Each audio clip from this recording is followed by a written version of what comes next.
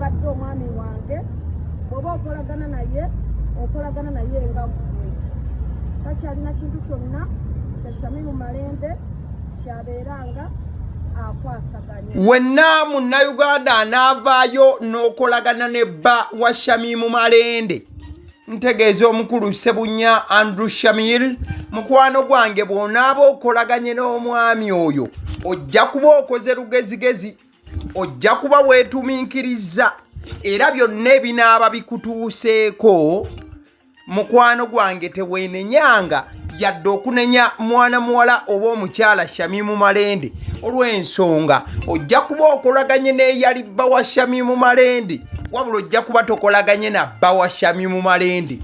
Oba onfuna bulungi oba ontegeera n'omukwano we gukula gubanga naye we gutuuka olumu gutabukamu wabula ate we guba gutabuse. Ekibuuzo olina kukola ki? Shamim Malende agamba nti omusajja olina kyawa mukyawe, omusajja olina goba mugobe. Nogamba nti goba embwa. Shamim Malende omwami tamugobye olunaku olwaleero. Agambye nti saagala kasajja ako. N'olwekyo njagala okutegeeza eggwanga lyonna, bannayuganda bonna, bannakampala bonna nti yenna akolagana ne mukwano gwange oyo abadde mukwano gwange oba abadde omwami wange bw'oba okolagana naye nga ggwe takyalina kintu kyonna kya Shamim Malende kyabeeranga akwasaganya. Era ki etutuusizza ku bantu ababiri ababadde abaagalana ababadde n'omukwano ogutonyanga omubisi okubeera nti kati batandise kweyogerera bigambo n'okweyogerera ebisongovu. Shamim Malende alina ezimu ku nsonga ennyingi ddala ezimuleetedde okwawukana ne muninkini we oba abadde bbaawe. Ng'ezimu ku nsonga ezo omukyalo n'agamba nti mulimu omusajja okubanga yabba obanga yabulankanya oba yawamba emmotoka za Shamim Malende, emmotoka 2 Buwedde. Ezo zo zaleese akabasa.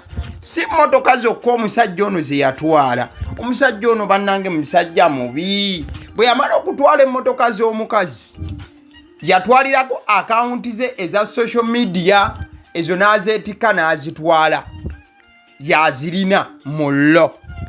Teyakomaawo, obulamu bw'omubaka yabuteeka mu matigga. Shamim Malende atambula atunula bw'ati, atambula yeekomomma nti ali mu kutiisibwa okw'amaanyi okuva eri abadde bba. In fact omusajja ono atuusizza Shamim Malende okubeera nga kati yeetaaga ssaala. Shamim Malende agamba Uganda munsabire, ab'NUP munsabire, omusajja kyankola nange sikitegeererako ddala. Twala mukisa guno okubanga neetondera abagoberezi bange bonna aba Shamim Malende okuba nti awantu awasinga awamu naddala ku social media temukyandaba kubanga sikyalina wenteeka mirimu gyange. Peegi yange eri official eya Shamim Malende ya Bluetooth yawambibwa. Emotoka yange UBK Toyota Harrier 862 yawambibwa. Emotoka yange Super Custom UBD 850N yawambibwa. Era n'obulamu bwange ng'omubaka buli mu matigga olw'okutiisibwa okunkoleddwako. Ate nga ekisinga okunakuwaza nti neetaaga kubanga nsabibwa. Nsaba bannakampala mwenna abanteekamu obwesige ne bannayuganda abakyanninamu okukkiriza mubeere nga munsabira. Obulumi buno bwonna ne peegi gye nabadde nziguddewo eya Shamim Malende ESQ abantu bange gye badde mutandise okugoberera nayo yawambiddwa. Era ne social media accounts zange zonna okuli Twitter, TikTok, Instagram ne YouTube ezo nazo essaawa yonna zisobola okuvaako nazo ne ziwambibwa. Bino byonna ekiruma nga bintuusibwako omuntu gwe mbadde mpita mukwano gwange oba gwe nalaga ensi ng'omwami wange. Era ng'essaawa eno ndi mu buwambe. Omubaka Shamim Malende ali mu kulaajana okw'amaanyi ennyo okutabangawo. Agamba nti bannayuganda muveeyo mu ntaase. Nze ndi mu buwambe ate nga yampamba ye bba wange wabadde bba wange. Omusajja yampamba wamba dda. Bigambo bibadde bya mbaka Shamim Malende olunaku olwaleero. Wabula njagala kati tutambule kanneemu kanabbiri. Nga womanyi YouTube channel ya Agaliwo. Ensonga tetuzibakira bubakizi. Twetegereza kimu ku kimu. Era tusukka ne ku ebyo ebiba byogeddwa. Ne tusooka twetegereza. Shamim Malende bw'abanga ayogedde olunaku olwaleero nti ayawukanye ne bbaawe. Buzibu bwandiba nti busibukawa nga tuvudde ku kyokuba nti bba yawamba emmotoka 2 nnambirira. Obuzibu buvaawa. Ennaku 2 emabega waliwo post eyakoleddwa ku mukutu gwa Shamim Malende. Era nga abamawulire batandise ogitambuza. Wabula abaana ba NUP abamu ne bagamba nti abamawulire balina propaganda. Era nti ba bloggers batandise okutambuza ebigambo ebibi ku mubaka waabwe n'okumusiga ettoomi wakati nga ayagala okufuna kadi y'ekibiina dde mu parliament. Waliwo post eyateekeddwa ku mukutu gwa Shamim Malende. Yabadde gamba nti fellow countrymen and fans, I regret to inform you that my relationship is over. There is no more palace king for me. Nga omukyala Shamim Malende yabadde agamba nti bannayuganda njagala okubategeeza. Bannayuganda wamu n'abawagizi bange kinnakuwaza okubategeeza nti omukwano gwange oba relationship omukwano gwembaddemu gwaweddewo. Tewakyali Paris King nate jendi. Omanyi bbaawe abadde amuyita Paris King oba goyinza okuyita kabaka ow'olubiri. Kati post eyo weemala okufuluma, Ghetto TV enemanyiddwa bulungi ya nkyukakyuka ya struggle era ya NUP. Aba Ghetto TV ne bakozesa omukutu gwabwe okulambulula era ne bavayo ne bagamba nti Honorable Shamim Malende's official account has been hacked. Her team is trying so hard to bring it back. Ghetto TV esooka ng'erabula bannayuganda nti banaye temukkiriza bye mulabye nti Shamim Malende ayawukanye ne bba. Ghetto TV negamba nti omukazi baamuhaakinze akaunti ye. Kati Shamim Malende naye kennyini n'avaayo n'akola obulambulukufu obusukkakaawo. Mu katambi ekiro yakola live kutegeeza abagoberezi bange nga Shamim Malende nti akaunti yange oba akaunti zange zahackingiddwa era nga wenjogerera Facebook yange Facebook page gye mbadde mugoberera ya Shamim Malende ina blue tick nayo yatwaliddwa. So tukyalwana ne team z'aba IT okulaba nga tulikavalinga page ezo. In the meantime ku Facebook ojja kuba ongoberera ku Shamim Malende ESQ. ESQ it's in capital. Shamim Malende erinnya lyange. So gamba mukwano gwo fani wa Shamim Malende, omunozi wa Shamim Malende, yenna Shamim Malende gwe yali awulirizzaako ne basuubira okuwuliriza n'abali interested okumanya updates eza kkooti ez'enjawulo ebigenda mu maaso mu ggwanga eby'enjawulo, okubaganya ebirowoozo ku mbeera ez'enjawulo ezigenda mu maaso mu ggwanga, okuwa updates ku bigenda mu maaso mu Kampala ne activities zonna ze tuba tukoze nti ajje afollowinge page ya Shamim Malende ESQ kuba yempya kati gye tuliko tugiguddewo olunaku olwaleero lw'eggulo tufunyeko ba followers babeera tubalaba naye tubasaba mwenna buli omu ategeeze munne ajje agoberere page ya Shamim Malende ESQ oba Esquire. eyo kwe tuli. Malende okuvaayo nannyonnyola nti amazima ga Katonda wallahi akaunti ze zaali zihakingiddwa buhakingibwa yali ayongera okuba n'okusiga ekifaananyi eri ensi nti ye ne bbaawe omukwano gukyatojjera era nti batambula kanneemu kanabbiri kafumba mwanyi kattakonkome malangajja kannakwala ofumba otya bulijjo kambaleebale 10 liweze jawo omukwano wadde nga guvuddewo akatambi n'obutambi bwenkuteereddeko eddakiika eno bwe butambi bw'omwami wa Shamim Malende ennaku z'omwezi zaali 21 Julayi Shamim Malende bwe yali akomawo mu ggwanga omwezi gumu gwokka emabega omwami ono yakuŋŋaanya abavubuka ab'enjawulo wamu n'abantu b'enkyukakyuka ab'enjawulo n'abafunira ebyambalo ebyo by'olaba era n'abaleeta ku airport nga bw'omulaba musajja wattu n'ajja okwaniriza mukyala we Shamim Malende eyali akomawo mu ggwanga era bajja bambadde ebyambalo ebyali uniform ovuki ebyambalo bino byalinako message gye baali basindika era nga byakolanga plan we yali erukiddwa Shamim Malende wamu ne bbaawe mu kuwuliziganya kwe baaliko era yamwaniriza ne bakomawo mu bulungi obutenkanika. Njagala nkulageko omwami ono ne Shamim Malende wali ku kisaawe nga Shamim Malende atuuka. In fact Shamim Malende yatuuka mu kitiibwa ekitagambika ne mu nteekateeka nga bwe yali agyetaaze wabula bino byonna byasoboka lwa bbaawe omwami Ssebunya Andrew Shamiru awo nawo tugenda ketono.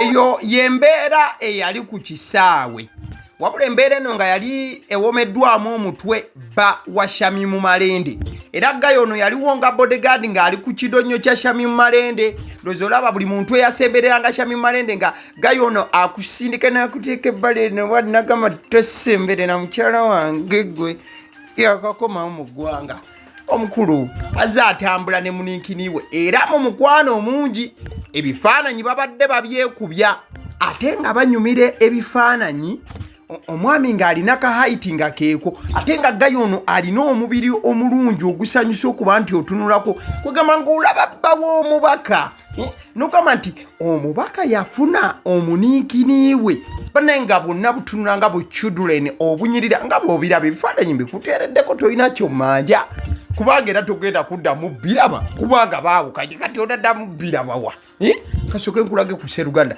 omulabe omusajja gw'oleeta ku buko abantu ne bagamba nti omwana aleese n'omukyala gw'oleeta abeewamwe ne bagamba nti omukyala y'oyo omubaka Shamim Malende mukwano omubaka agamba nti kati yeetaaga ssaala kubanga omusajja wamutuusiza wabula gayo ono bambi abaddewo kebeera eddwaliro ng'amukyalira n'akebera ku muninkiniwe nga woolaba gayi bambi ng'ali ne Shamim Malende mu ddwaliro wali.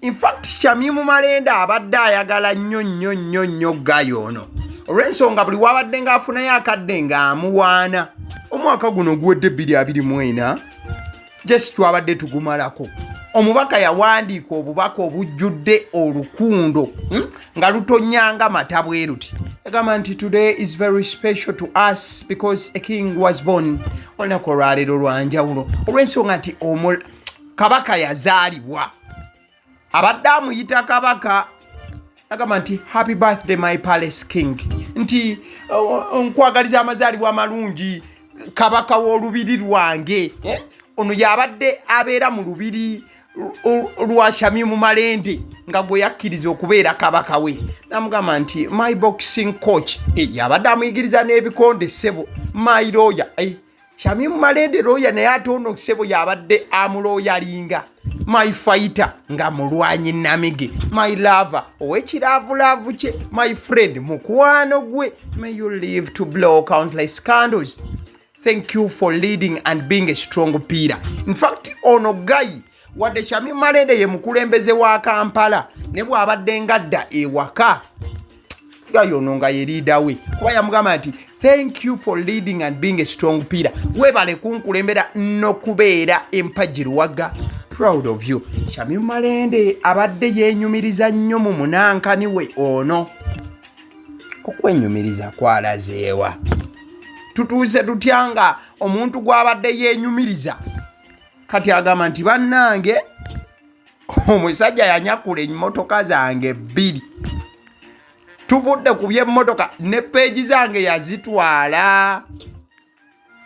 Omusajja ono bwe yeegatta ku Shamim Malende oba we yafuuka bba wa Shamim Malende yafuukira ddala guy wa struggle era n'abeera nga ebyenkyukakyuka abyenyigiramu ddala era abadde atambula ne mukyala we. In fact February nga 26 Shamim Malende yali mu ddwaliro ate omwami we ne bamuwamba. Okusinziira ku peegi ya Shamim Malende bateekayo posting nga banoonya gayo ono nga kyali kigambibwa nti yawambibwa abatamanya ngamba.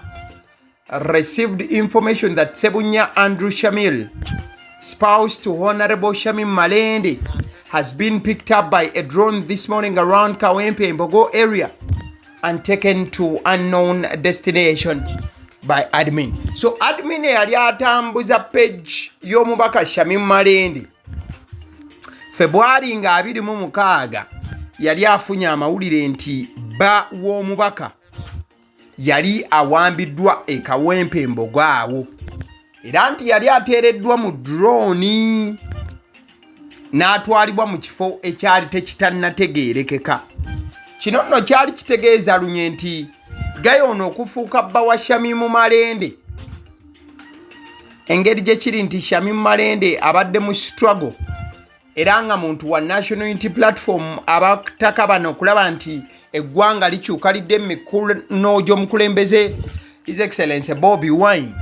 Gayo ono naye kibadde kimuteeka ku risiki y'amaanyi nnyo ey'okubeera nti akavuyo oba speed y'ebyobufuzi naye emuyoolera mu faster oba ayogedde oba talina kyayogedde olw'ensonga nti omuntu gw'abadde atambula naye abadde muntu wa politics ate omu ku bantu abatunuuliddwa mu Kampala olw'ensonga oli ye mukyala akiikirira abakyala bonna mu Kampala wano, woman MP owa Kampala ate ng'ali munamukweteekateeka okubeera nti addayo mu parliament era nga kaadi akyataka banakufuna yeemu ey'ekibiina ki National Unity Platform gyali mu kuvuganyaako ne Zahara Luyirika. Shamim Malende wabula ebyo byonna ng'obitadde ebbali agamba nti oyo omusajja sisobola kumuddira era alangiridde mu lujjudde nti baawudde nga maki bagamba maki waliwo bagamba baawudde bwanga ki balina ekigambo kye batera okukozesa baawudde si baakuddamu kubanga balabagana. Gayo ono amannya ge nkugambye ye Sebunya Andrew Shamil, amannya alina 3 wabula 2 erimu lya Kikulisitaayo erirala lya ddiini ya Buisilaamu. Sebunya Andrew Shamil omusajja ono kyewuunyisa nnyo okuba nti amannya alina 3 ekitegeeza ati erirala lyandiba nti lyamugattibwako luvannyuma oba onfuna. Katugendako mu bannayuganda engeri gye bareactinzeemu oluvannyuma lw'okufuna amawulire nti Shamim Malende ne bbaabwe they are no more. Ono bamuyita CK Collections agamba is this true oba propaganda? Ne abasajja Katonda wange. Bettina Banks agamba olaba bakyawa Honorable kadize Bettina waabwe. Joe agambye ono atandise buzannyo bwa Nabiira bannange. Jinzan Mo agamba me I saw the cowboy yali anoonya bibye bawo omubaka omuyise Kalenzi. Nubian Heights agamba nti sorry honorable. Ono yasasidde busaasizi honorable. Ono yeeyita myagamba onoonya sympathy vote kati kubanga eddwaliro liganye. Abantu ate ensonga bo batandise gira mu side ya sympathy. Bannange njagala mumanye nti omubaka ayawukanye ne bbaawe. Mulina kunyolerwa wamu na mubaka. Ono bamuyita Scovia 260. Agamba nti who remember Isima kye yatugamba. Omugenzi Isima alina kye yayogera ku bana ababiri. Kati abaana batandise okubikomyawo. Lino liyuza ligambye nti mulamu waffe nali simusiimye. Ono agambye nti kebaawukanye amazima ye yali tasiimye mulamu waabwe oyo. Bukoma Nsimbi ensi y'abalungi agamba oli munnamateeka nunula ebintu byo. Shamim Malende bw'atandise okukaaba nti ebintu bye baabiwambye. Ebyana bitandise omugamba nti kati gw'oliwo nalebo mulamba ate oli looya. Lwaki togenda mu kkooti n'onunula emmotoka omusajja ze yakubyeko? Mwami Kimera agambe twakugamba naye nga munnange towulira oyo omwana muyaaye wali omulabirawo. Mwami Kimera yalabirawo nti omubaka Shamim Malende muyaaye.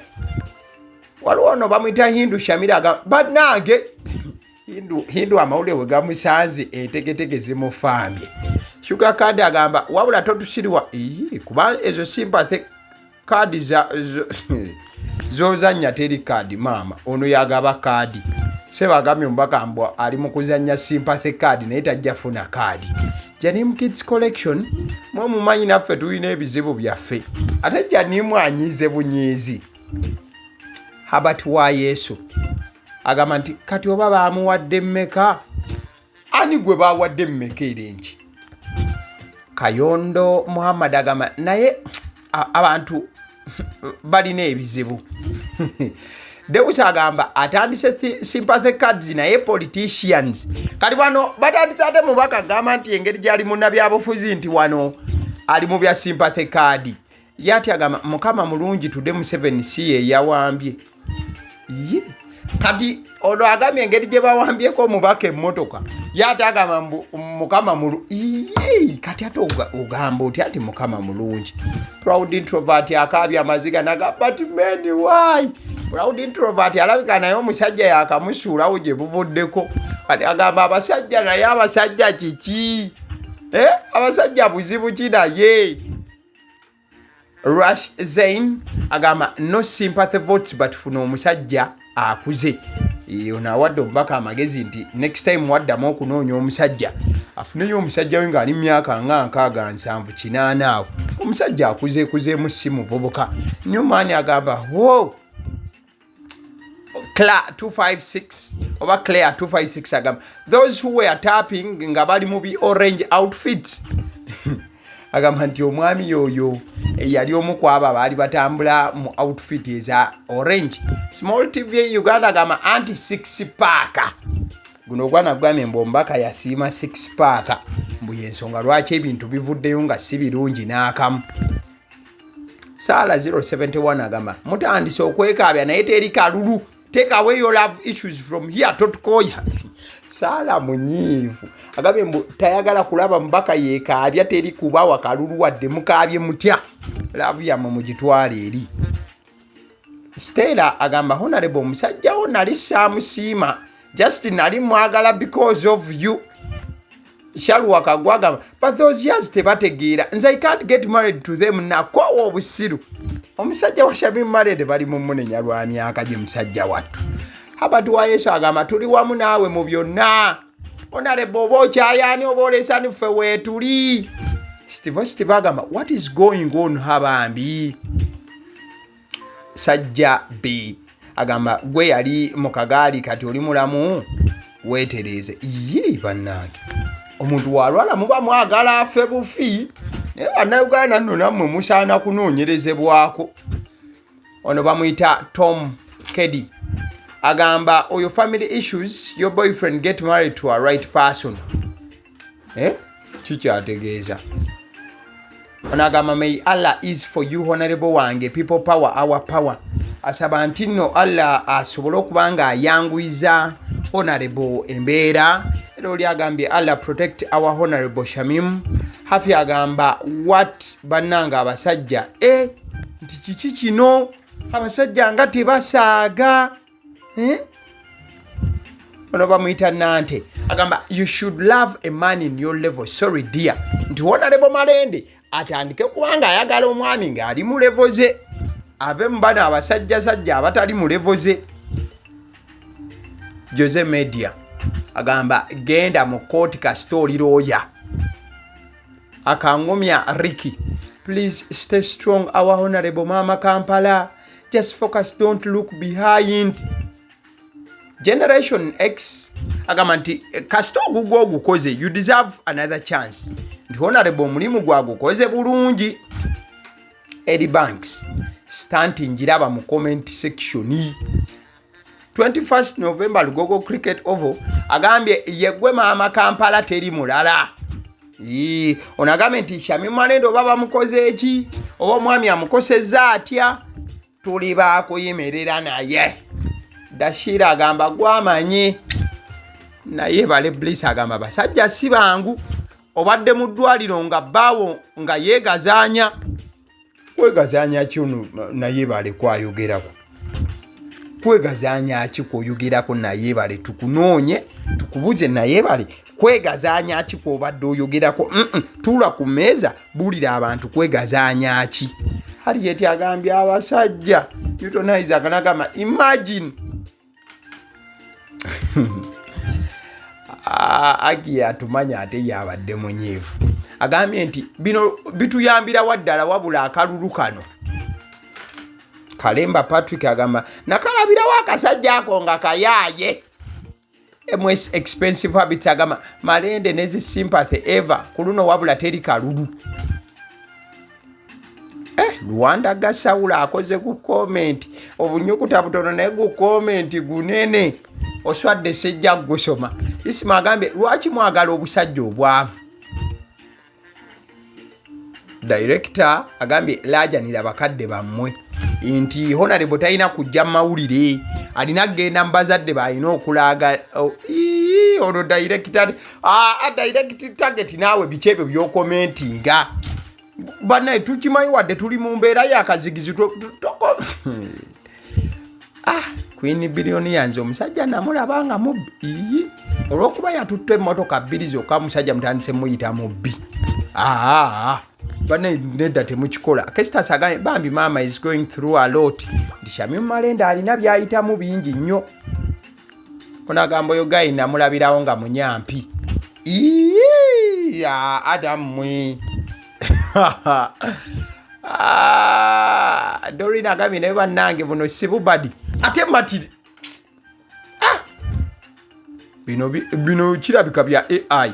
Augustine Bruce agambye mbwa bino tebisobola banga byaddala bannange no AI Shamim Malende tasobola kwawukana na bbaawe. Tongere ku ndowooza z'abalala nga 2-3 tugalewo. Sala Salimu agamba namulabirawo nga smart wire ebyo byekola tebaagala kukola embwezo. Queen Sulaya agambye sorry bambi kinyabo. Papa Success nagamba tewafunye kadi. Ben Gustavo agaye kadi naye byotandise mbadde muwagizi wo naye omazeemu amaanyi. Politics and affairs topigatika council oliro yajjudde amanyi okutwala such issues. Omuwagizi wa Shamim Malende ate tanakuwadde bunakuwa zinanyiiga. Ono bamuyita Jaju Juliet kati kiki kyolina ng'omuntu bawo bw'aba agenze. Shama agamba jangu nkuwe yange mama ndoza waliwo ayagala okuwa Shamim Malende emmotoka yagamba baba akubye emmotoka jangu nze ngenda kuwa emmotoka. Justin Nasolo byonna sebo omwami wa Shamim Malende byonna byokoze yo very much. Ono asiimye busiimi mwami wa Shamim Malende namugamba nti wabula musajja gwe yo very much. Zaya baby agamba Malende totandika kwekaabya saawa eno. Oloba mwita Asha 256 sorry mukwano gwaffe tuli wamu naawe mama. Kadiri MC Lale Benzi ligambye nze wendi Honorable oba omusajja akutadde wendi Honorable ngenda kumetta omukwano tunoonya akalulu mu Kampala wonna nga ndi ku kido ate siri kukyawa. MC Lale sebo tojja ku social media kwowera baziyita batya proposal tozireeta wano manyi office y'omubaka weeri twalayo fayiro yo ng'ofayirinze lwaki yeggwe candidate asinga lwaki osuubira yeggwe gwe balina okuba nti love you mama Kampala KDM agambye mama Kampala tukwagala nnyo kati ono bamwita Justin Nassolo agambye naye kati bino bitukwatirako bwa bannange Edwin Ken agamba omusajja twamulabirabwo kati ono bamwita FR Fidelis agambye akasajja kankwe don't worry about that dear mukwano Eddie Kaweke n'agamba naye omusajja akanula nnyo amaaso saamusiima iye omwono omusajja wa Shamim Malende bwe yakanula bw'ati eriiso n'agamba Shamim Malende atuleetedde ono nga simusiimye. The righteous warrior agamba kasita oli lawyer go to courts of law. Buli muntu ali mu kuwa Shamim Malende amagezi agende mu kkooti ku ky'okuba nti omusajja yamubbyeko emmotoka ze. Olaga bannange Thug Life buli kimu kiwambe omanyi Shamim Malende avuddeyo n'agamba emmotoka ze baaziwambye ate naye ali mu buwambe kati Shamim Malende abaana batandise okugamba nti esegeza Shamim Malende buli kimu baakiwambye bamuwambye emmotoka ne baziwamba ali mu buwambe kwega buli kimu kiri mu buwambe obuwedde emirimu. Martin Kizito ekyo kyokoze singa bakufuna ne bakutwala ne bakusuwinga osobola okukiddamu. Wandika wansi awo gambe nti kasita nali simusiimye Mario ne agamba nti naye yali tamusiimye. Ono bamuyita Nambi Amal agamba bannaye kyova olaba abantu babatta. Ono bamuyita Nangonzi agamba sorry MP wange. Sanyu agamba oyo omusajja namulabirawo nti mubbi. Ono bamuyita Nico 256 agamba eyo love mbu kati ombaka ebyo byali mu kwogera kati byonna mbu mukwano gwe gumumenya esaawa yonna tuyinza obbalaba nga baddiŋŋanye. Ono bamuyita Raymond Prince agamba gwe problem si musajja ono omusanga ate agusalidde honorable ku bintu byatunyonnyodde byonna osobola okubanga omusalira omusango. Ivy agamba sympathy time totukoya na love zo. Naye bannayuganda munnanga omuntu tawakaabira kizibu. Omuntu ojja n'abagamba nti bannanga omusajja yantuusizaako ekintu ekifaananako bwekyo omusajja nabba emmotoka zaako omusajja naakola buti kintu mwene mutandika okugamba mbu sympathy era sitanti.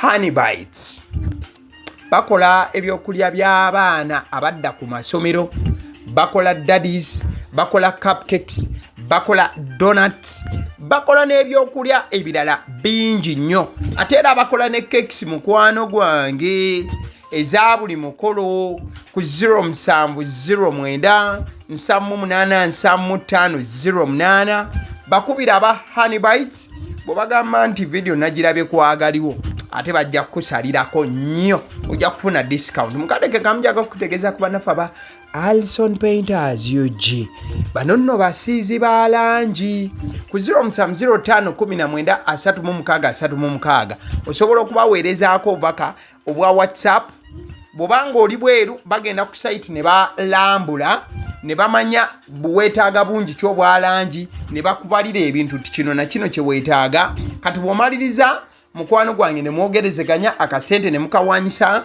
ate ne mutandika okuba nti mukola emirimu ku 0705193636 ojja kuba nti obafuna bulungi. Abaseddi omusonsozi omusonsozi lyerinnya eryange ate era gwe mukutu gw'oliko guno ogwagaliwo information tugireeta ngeri clean ngeri neat ngeri tidy ate nga tetugasseemu byaffe likinga video subscribinga commentinga. Thank you.